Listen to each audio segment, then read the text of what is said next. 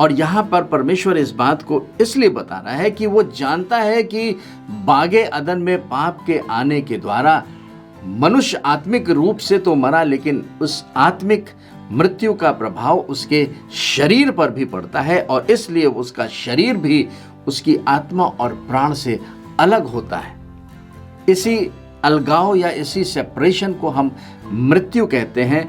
This physical death is a consequence of spiritual death. जिस प्रकार से परमेश्वर की महिमा या ग्लोरी या प्रेजेंस आदम और हवा की आत्मा से अलग हो गई और उनका जीवन जो है वो महिमा रहित हो गया, यानी कि परमेश्वर की उपस्थिति आदम और हवा से अलग हो गई थी।